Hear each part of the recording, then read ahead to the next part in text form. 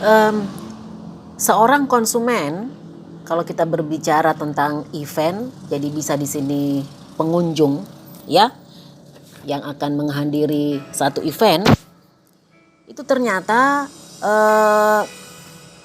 mereka itu ada proses yang mereka lalui, ya. Jadi ada proses yang mereka lalui sebelum mereka itu memutuskan untuk menghadiri satu event. Jadi ada prosesnya. Nah, langkah-langkah proses pengambilan keputusan dari konsumen ini itu mempengaruhi keputusan pemasaran yang harus dilakukan oleh seorang event organizer. Jadi keputusan yang berbeda dari konsumen itu akan mempengaruhi keputusan pemasaran yang berbeda dari I.O. Nah, langkah proses pengambilan keputusan konsumen itu ada beberapa. Yang pertama itu mengenali kebutuhannya. Nah, seperti saya sudah sampaikan tadi, mengenali kebutuhan ini berarti bahwa konsumen ini sedang berusaha untuk mengenali apakah event seperti apakah yang saya butuhkan ini, apakah event ini memberikan manfaat yang saya butuhkan. Jadi ada pertanyaan seperti itu. Jadi dia berusaha untuk mengenali kebutuhannya. Nah, sehingga karena adanya usaha dari konsumen dalam berusaha untuk mengenali kebutuhannya, maka ada implikasi pada strategi pemasaran. Ya kan? Nah, akhirnya apa implikasinya pada strategi pemasaran? Kita berusaha untuk seleksi target pasar yang sesuai. Satu event itu tidak bisa melayani semua target pasar. Ya, kita tidak bisa melayani semua target pasar. Nah, karena kebutuhan dari konsumen ini berbeda-beda, ya kan? Nah, kita coba tangkap target pasar yang bisa kita layani. Oke? Nah, makanya keputusan pemasarannya itu adalah pasar yang mana? Massa atau fokus? Massa berarti dalam jumlah yang agak besar. Kalau fokus berarti hanya pada kelompok tertentu saja. Oke? Nah, kemudian langkah proses berikutnya itu setelah mengenali kebutuhan itu adalah dia akan berusaha untuk mencari informasi. Kalau dia sudah tentukan bahwa saya mau hadiri event ini deh, ya kan? Nah, dia coba cari informasi. Nah, apa implikasinya pada strategi pemasaran? Nah, kita di sini gunakan variabel bauran pemasaran. Untuk mendapatkan informasi, supaya informasinya itu mudah didapatkan oleh konsumen, maka kita gunakan bauran pemasaran. Nah, apa keputusan pemasarannya?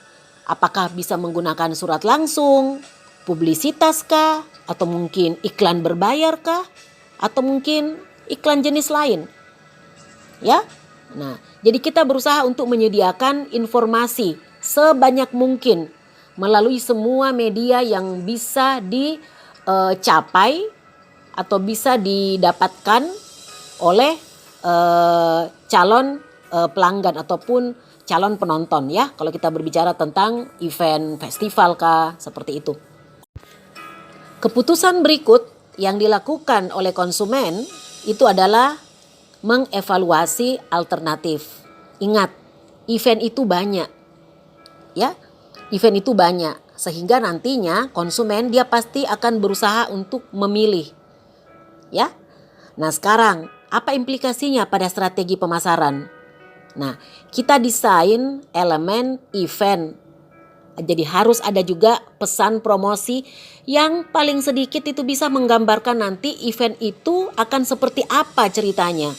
Ingat ya, bahwa event itu kita tidak konsumen itu tidak bisa merasakan sebelumnya. Dia hanya bisa rasakan pada saat dia sudah beli tiketnya. Nanti di dalam ruangan kah ataupun dia outdoor umpamanya baru dia bisa rasakan. Sehingga di sini harus ada desain elemen event seperti yang saya sudah sampaikan tadi sebelumnya. Ya kan? Desainnya.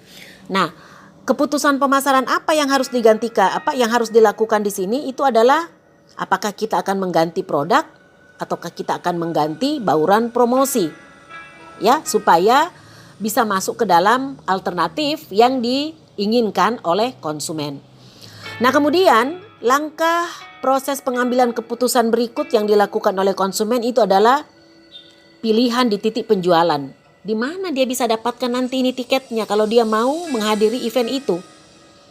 Nah, implikasi pada strategi pemasaran, kita berusaha supaya pembelian itu mudah. Jadi ada kemudahan pembelian. Nah, titik-titik penjualan itu banyak. Seperti yang saya sudah sampaikan tadi, ya. Kita bisa jual secara online, bisa kita juga menggunakan tenaga penjual atau ada tempat penitipan. Nah, cuma sekarang harus ada kita pikirkan kalau kita titip berapa nanti ini insentifnya untuk tenaga penjual, ya kan? Nah, kemudian yang terakhir itu evaluasi pengalaman event. Nah, setelah menghadiri satu event, biasanya kan akan ada pengalaman-pengalaman yang didapatkan oleh penonton. Nah, apa implikasinya pada strategi pemasaran? Nah, kita lihat dari kualitas pelayanan. Nah, bagaimana caranya tahukah bahwa kualitas pelayanan kita itu sudah bagus? Ya, nah, keputusan pemasaran di sini kita harus memutuskan apakah kita akan melakukan penelitian setelah event itu selesai. Nah, kemudian kita juga harus cari tahu kalau umpamanya kita tidak melakukan penelitian, bagaimana ini caranya kita memonitor kepuasan konsumen. Nah, itu harus dipikirkan di dalam keputusan pemasaran. Nah, gambar di atas itu adalah urutan model pengambilan keputusan untuk menghadiri event. Jadi ada satu hasil penelitian, ya, yang hasilnya itu mengatakan bahwa sebagian besar konsumen itu sebelum mereka menghadiri satu event itu urutan-urutan kegiatan-kegiatan ataupun pengambilan keputusan yang mereka lakukan itu seperti pada gambar tersebut. Nah, jadi yang pertama itu adalah masalah ketersediaan informasi. Oke? Nah, ketersediaan informasi ini penting, ya. Karena ada beberapa event itu diadakan bukan untuk special interest, jadi bukan hanya untuk kelompok tertentu, ya kan? Saya kasih contoh seperti umpamanya acara dokter ahli bedah. Nah, itu kan tidak semua orang tertarik untuk seperti itu. Itu yang namanya special interest. Nah, tetapi ada beberapa orang, Jadi ada beberapa orang itu biasanya mereka itu mencari informasi menyangkut satu event itu karena mereka punya kebutuhan. Nah, ada beberapa kebutuhan atau sesuatu yang dicari, ya, oleh konsumen yang mereka harapkan itu mereka bisa dapatkan di dalam satu event atau dengan menghadiri satu event, ya. Yang pertama itu mereka butuh sosialisasi, ya. Jadi biasanya mereka itu mau mendatangi satu event ramai-ramai bersama dengan temannya. Nah, bisa juga mereka mau mendatangi satu event itu karena mereka mau datang bersama dengan keluarganya, ya.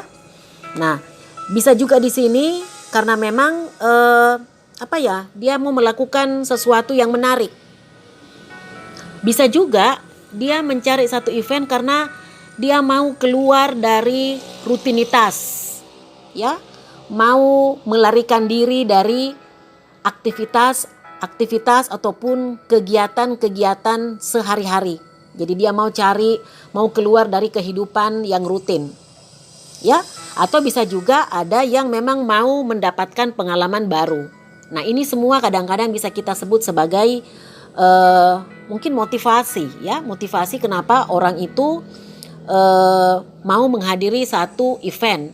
Nah, dari motivasi-motivasi ini kan kita nanti bisa memikirkan bagaimana caranya memberikan informasi kepada orang-orang seperti ini, ya, bahwa halo, di sini ada event seperti yang kamu harapkan, ya. Nah, jadi ketersediaan informasi.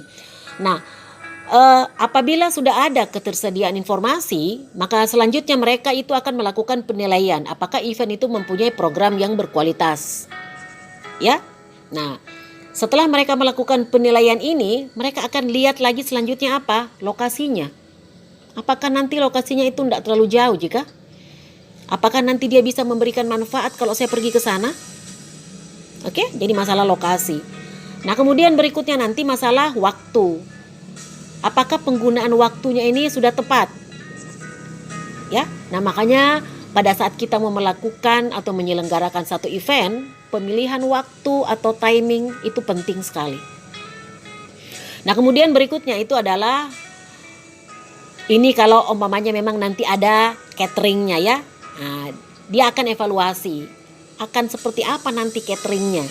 Tapi ingat, tidak semua event itu menyediakan catering. Nah, barulah setelah itu nanti mereka akan memutuskan apakah dia akan hadir atau tidak hadir. Nah, produk dari suatu event itu adalah pengalaman. Biasa juga disebut pengalaman bersantai karena umumnya orang yang menghadiri satu event itu mereka berusaha untuk meluangkan waktu sehingga bisa datang atau mengunjungi atau berkunjung ke dalam satu event. Makanya dikatakan leisure experience atau pengalaman dalam waktu luang atau pengalaman bersantai. Nah, oleh karena itu produk event ini harus dipersiapkan dengan seksama ya, guna bisa memuaskan kebutuhan yang tentu saja sudah bisa diidentifikasi dari target pasar. Nah, kata produk dalam event itu bisa berarti dua ya. Ada bisa berupa sesuatu yang nyata dan sesuatu yang tidak nyata. Yang tidak nyata di sini maksudnya itu adalah pengalaman yang diperoleh selama event. Adapun untuk yang nyata itu adalah pendukung-pendukung atau produk-produk tambahan yang pengunjung atau partisipan atau tamu yang menghadiri event itu bisa bisa dapatkan. Nah, intinya setiap produk yang dihasilkan dalam satu event itu harus memiliki 3 elemen. Jadi elemen yang pertama kita sebut sebagai manfaat inti. Nah, manfaat inti ini berupa pengalaman-pengalaman yang didapatkan oleh pengunjung ataupun tamu ya. Jadi apabila kalian contoh mengunjungi satu acara, satu event seperti umpamanya pameran kewirausahaan, nah maka pengalaman yang kalian dapatkan pada saat mengunjungi event tersebut itulah yang kita sebut sebagai manfaat inti. Ya. Nah, kemudian yang kedua itu adalah manfaat fisik atau manfaat nyata. Nah, manfaat inti tadi itu kan hanya bisa dirasakan atau kita sebut dia itu intangible product.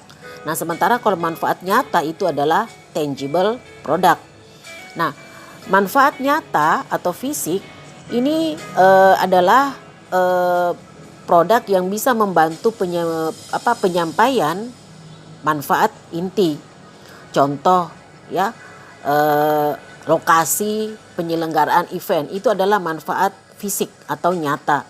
Nah, kemudian tempat duduknya, dekorasi itu semua masuk ke dalam manfaat fisik atau tangible benefit. Nah, kemudian elemen yang ketiga itu adalah augmented product atau produk tambahan. Nah, produk tambahan ini berupa fitur-fitur tambahan yang nantinya bisa membedakan antara event tersebut dengan pesaingnya ataupun event-event yang sudah pernah dilaksanakan sebelumnya. Nah, contoh dari produk tambahan di sini itu adalah pengisi acara atau artis ya. Nah, kemudian bisa juga kemudahan akses transportasi menuju ke venue ataupun lokasi event. Nah, berikutnya saya akan jelaskan tentang pengembangan produk. Jadi pengembangan produk ini tidak hanya perlu kita lakukan untuk yang berupa barang, ya. Tetapi produk yang berupa jasa, dalam hal ini contohnya seperti event, itu juga perlu dikembangkan, ya. Kenapa? Karena beberapa event, apalagi event yang sifatnya rutin, yaitu mungkin diadakan setiap tahun atau mungkin setiap 2 tahun sekali atau 4 tahun sekali atau mungkin 5 tahun sekali, itu harus dikembangkan, ya. Maksudnya dikembangkan di sini jangan sampai pengalaman-pengalaman dari beberapa tahun yang lalu ataupun acara-acara ataupun kegiatan-kegiatan yang dilakukan dari tahun ke tahun itu tetap sama. Jadi harus ada yang namanya pengembangan produk. Ada beberapa event, ya, karena tidak ada pengembangan produk, akhirnya event yang dulunya rutin itu lama-lama menjadi hilang. Ya, kenapa hilang? Ya karena sudah tidak ada pengunjungnya. Semakin lama pengunjungnya semakin sedikit. Nah, makanya satu event itu juga perlu untuk dikembangkan. Nah, berkaitan dengan masalah pengembangan produk pada event, brand atau merek itu merupakan sesuatu yang penting. Sama dengan barang, ya, brand pada barang itu penting. Nah, di dalam event, brand itu juga penting. Dengan adanya brand atau merek, ini akan membuat satu event itu mudah untuk dikenali, ya. Jadi salah satu pengembangan produk di sini kita bisa lihat dari brand, apakah gampang dikenali atau tidak. Nah, salah satu brand yang sangat dikenal di dunia itu adalah 5 buah cincin yang saling terkait. Nah, mungkin ada yang sudah bisa menebak, ini adalah simbol dari Olimpiade. Ya, nah simbol ini itu diciptakan oleh Pierre de Coubertin. Ini diciptakan tahun 1913. Nah, cincin ini mempunyai 5 warna: biru, kuning, hitam, hijau, dan merah. Masing-masing cincin ini mewakili benua yang ada pada tahun 1913. Jadi warna biru itu mewakili Eropa, kuning itu mewakili Asia, hitam itu mewakili Afrika, kemudian merah itu mewakili Amerika, dan warna hijau itu mewakili Oseania. Nah, karena pengalaman yang didapatkan dari satu event itu, pengalaman itu kan dia intangible, dia tidak bisa diraba, hanya bisa dirasakan. Nah, makanya brand itu menjadi sesuatu yang penting untuk meyakinkan konsumen bahwa jasa yang diantarkan itu akan sesuai dengan yang dijanjikan. Nah, sekarang lalu bagaimana caranya satu IO atau perusahaan event atau event organization itu tahu bahwa ini saatnya kita melakukan pengembangan produk? Nah, salah satu caranya bisa dilihat itu melalui product life cycle. Nah, saya yakin kalian masih ingat apa itu product life cycle. Jadi product life cycle ini dia terdiri dari 4 tahapan. Ya, ada tahapan introduction atau perkenalan, kemudian ada growth atau pertumbuhan, kemudian ada maturity yaitu tahap kedewasaan, dan ada tahap decline. Nah, setiap event kalau umpamanya sifatnya itu rutin, ya, itu tidak akan mau sampai berada di tahapan decline. Karena artinya apa? Itu tidak akan lama lagi, eventnya itu tidak akan eksis lagi. Akan sulit lagi untuk diadakan. Karena apa? Pengunjung ataupun peminatnya itu semakin sedikit, ya, sehingga tidak layak untuk diadakan. Nah, makanya perusahaan harus melihat produk life cycle-nya. Kalau sudah mulai sedikit menurun, ya, pada tahap maturity kemudian turun sedikit, nah itu waktunya untuk melakukan pengembangan produk.